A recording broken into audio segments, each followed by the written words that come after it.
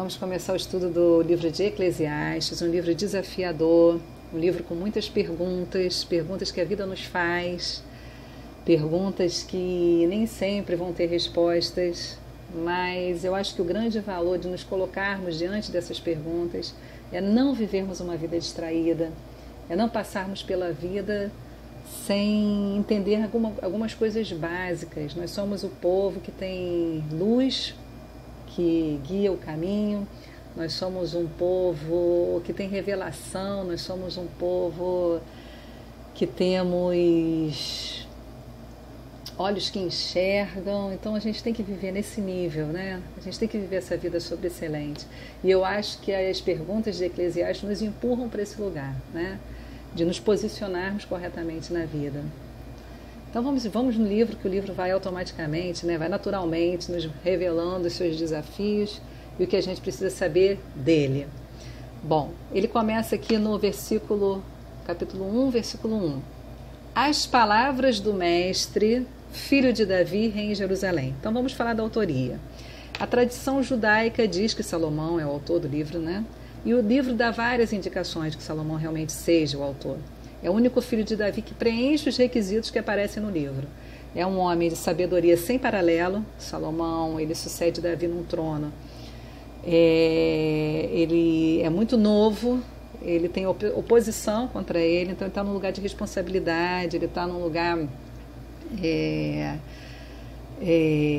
de responsabilidade, de oposição, né? Ele não tá ali no momento, né, digamos assim, simples da vida dele. Deus aparece para ele e fala: Salomão, o que você deseja?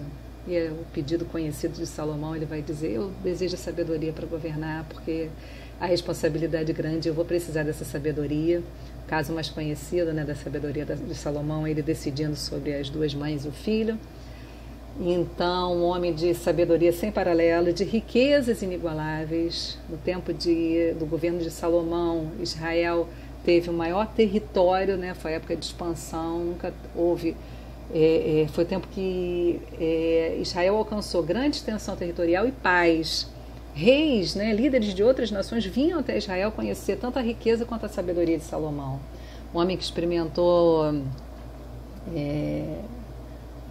de todas as alegrias, vamos dizer assim, de tudo aquilo que a gente considera que possa fazer a alegria de uma pessoa nessa existência secular, Salomão experimentou, né?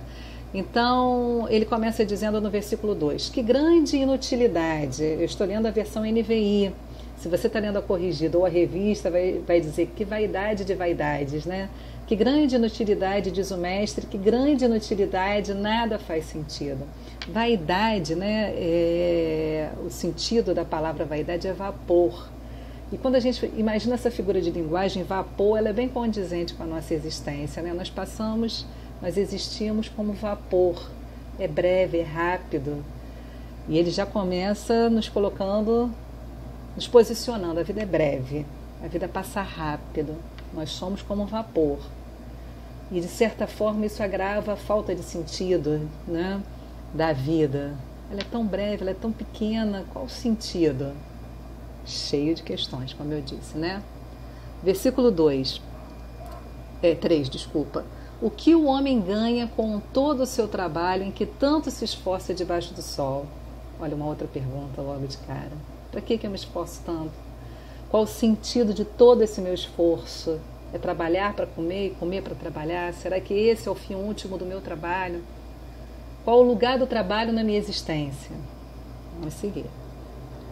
Gerações vêm, gerações vão, mas a terra permanece para sempre. Então, se eu quiser enxergar o trabalho como um meio de me perpetuar, ele já vai enfraquecer essa visão, dizendo: olha, geração vem, geração vai, e as coisas se vão, elas não são permanentes. A Terra é descrita aqui como um lugar que assiste essas coisas indo e vindo, né? O grande palco onde as pessoas vêm, o grande palco por onde esse vapor passa. E aí ele vai continuar, ó. O sol se levanta e o sol se põe, e depressa volta ao lugar de onde se levanta. O vento sopra para o sul e vira para o norte, dá voltas e voltas, seguindo sempre o seu curso. Todos os rios vão para o mar, contudo o mar nunca se enche, ainda que sempre corram para lá voltam a correr. Assim como gerações vêm, gerações vão, assim como existe essa brevidade cíclica em relação à humanidade, existe também na natureza, né? A natureza repete um padrão, repete um padrão, repete um padrão. E aí eu quero ler agora para vocês Romanos, capítulo 8, de 19 a 21. Vamos lá. A natureza criada aguarda com grande expectativa, a expectativa é de cabeça erguida, olhando, aguardando, né? Com grande expectativa, que os filhos de Deus sejam revelados, pois ela foi submetida à futilidade, à inutilidade, à vaidade.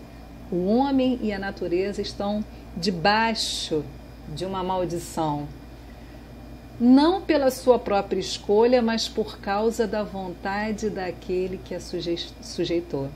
E aí, lógico, Paulo, mas também aí tanto Paulo quanto Salomão falam da soberania de Deus, né? Salomão vai dizer, Deus impôs um fardo ao homem. E Paulo aqui já diz que a natureza foi sujeita, né? Na esperança de que a própria natureza criada será libertada da escravidão, da decadência em que se encontra, para a gloriosa liberdade dos filhos de Deus. Tanto a natureza quanto o homem, então, debaixo de um sistema. Vamos voltar para Eclesiastes agora. Olha,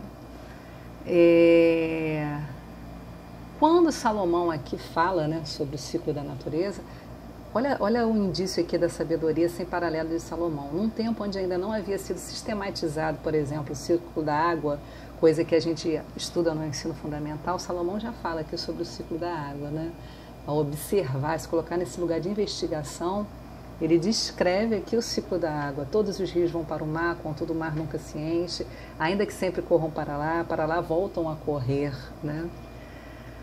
Só que essa perspectiva de geração passando sobre a terra, de ciclo de natureza se repetindo, na perspectiva aqui de Salomão, versículo 8, traz uma canseira, todas as coisas trazem canseira.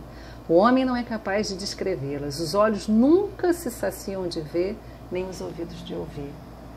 Essa condição humana, né, que tem algum dia que você acorda e fala, não, hoje eu não quero enxergar, hoje eu não quero ouvir. Essa condição insaciável, essa condição de gente que todos os dias precisa se alimentar, todos os dias precisa ver, todos os dias precisa ouvir. Aqui é uma perspectiva de canseira, né? Mas vamos seguir. A gente tem que entender a perspectiva debaixo do sol. É a perspectiva secularizada, é a vida como a gente enxerga, como a gente vê. A vida sem transcendência. Esse termo debaixo do sol vai aparecer inúmeras vezes para reforçar a perspectiva de investigação de Salomão. A vida sem fé, a vida sem transcendência, será que ela não é cansativa? Não é cansativo todos os dias acordar para viver as mesmas coisas? Inúmeras perguntas. O que foi, versículo 9, tornará a ser. O que foi feito se fará novamente. Não há nada novo debaixo do sol. Você pode me perguntar, como assim não tem nada novo? Novo na perspectiva humana. Será que há alguma pergunta que não foi feita? Alguma dor que não foi vivida? Alguma angústia? Algum prazer? Há alguma coisa nova na experiência humana debaixo do sol? Não há nada novo. Gerações vêm, gerações vão, experimentando as mesmas coisas. Versículo 11. Ninguém se lembra dos que viveram na antiguidade, e aqueles que ainda virão, tão pouco serão lembrados pelos que vierem depois deles. É aquela perspectiva bem... Olha, eu vou te dizer que eu li recentemente no C.S. Lewis, ele falando sobre a nossa posição também de espectadores diante da vida, que nós, na verdade, não passamos de espectadores. Ele vai dizer assim, ninguém chamou a gente para dançar, ninguém de fato olhou para a gente, desejou a gente. A gente pode partir na hora que a gente quiser, que ninguém vai dar falta. Perspectiva dura sobre a existência humana, uma existência que passa como um vapor, que trabalha enquanto passa, com que objetivo, com que sentido, que fardo é esse, que imposição é essa, que sistema é esse que está sobre a nossa vida. E sobre aquilo que não dura, por mais que eu me esforce para que o trabalho da minha mão seja o melhor possível, até onde isso realmente transforma alguma coisa, até onde isso dura. Aí também você pode me perguntar, mas as obras que sobrevivem ao homem, né? Aquilo que vai ficando, os rastros que vão ficando, mas aquilo que ultrapassa o homem, né? Que fica como obra dele, que segue depois de sua morte, para onde essas coisas apontam, né? Vamos lá, versículo 12. Eu, o mestre, fui rei de Israel em Jerusalém, dediquei-me a investigar e usar sabedoria para explorar tudo que é feito debaixo do céu. Salomão é um investigador por excelência. Ele fala do currículo dele, né? Ele fala o tempo todo, eu fui mestre, eu usei a sabedoria aqui como o melhor pensamento que você pode ter, o raciocínio mais claro, a melhor pergunta que você pode fazer. E ele não foi um homem frustrado que deu errado na vida e falou, não, agora eu vou começar a falar mal de tudo. Não, ele é um homem que experimentou de toda a excelência que a vida pode oferecer e chegou a conclusões duríssimas, né? A conclusões céticas a respeito da vida debaixo do sol, sem perspectiva de transcendência. Ele vai descrever aquilo que no Novo Testamento a gente vai ser chamado de mundos, a vida do mundo. É isso que Salomão está descrevendo aqui. Salomão vai colocar, né, a gente vai ver que ao longo do livro, ele vai falar que Deus é criador, Deus fez coisas tortas, né? Quem pode mudar o que ele fez?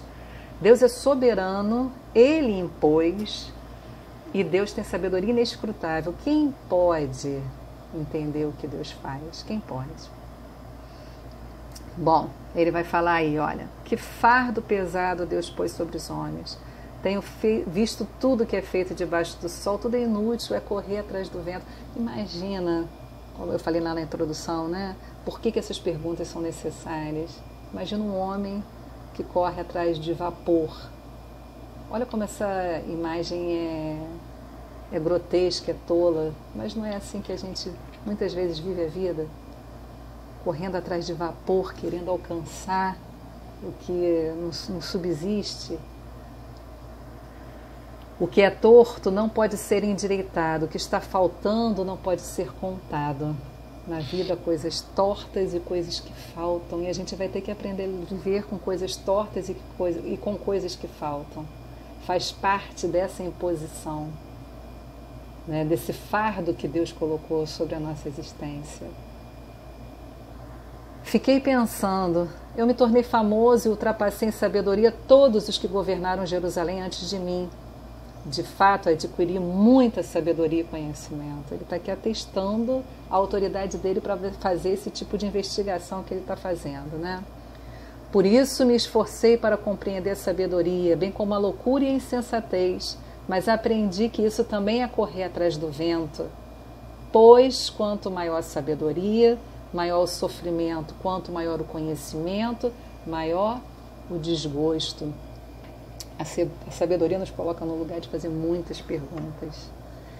E fazer muitas perguntas pode nos levar àquele lugar ali de angústia e ansiedade. Muitas perguntas, e muitas delas sem respostas, podem nos colocar nesse lugar que colocou Salomão, de repente chegar à conclusão de que nada faz sentido. Bom, esse é o primeiro capítulo, esse é o desafio deste livro. Perguntas, perguntas, perguntas. Vamos nos abrir às perguntas que esse livro faz. Queria deixar aqui duas para a gente pensar. Qual o valor do trabalho? Qual o valor do meu trabalho? Pelo qual eu me esforço tanto debaixo do sol? Qual é o seu alcance? Qual o lugar que ele deve ter na nossa vida, o trabalho? Né? E a outra questão, as perguntas. Como eu tenho que lidar com as perguntas que eu faço para a vida, que a vida me faz, as questões que aparecem para a gente. Como lidar com a sabedoria neste sentido? Perguntas. Será que é melhor não fazer? Qual o limite saudável de questionamento em relação à vida? Onde estão? Essa é a grande pergunta. Qual é o lugar das perguntas na nossa relação com Deus? Há um lugar para elas, eu creio, mas eu queria desenvolver junto com vocês. Qual o lugar? Deixa aí no comentário. Vamos discutir em um grupo de WhatsApp para discutir esse vídeo. Qual o lugar do meu trabalho debaixo do sol e qual o lugar das perguntas na minha relação com Deus? Que esse primeiro vídeo tenha cumprido o seu propósito. Aliás, eu creio que sempre cumpre muito mais, né? A gente coloca a palavra, assim, a gente expõe a palavra e ela é sempre, o alcance dela é sempre multiplicado e é sempre muito mais rico do que a gente possa imaginar. Que essa riqueza venha até nós hoje é o desejo do meu coração.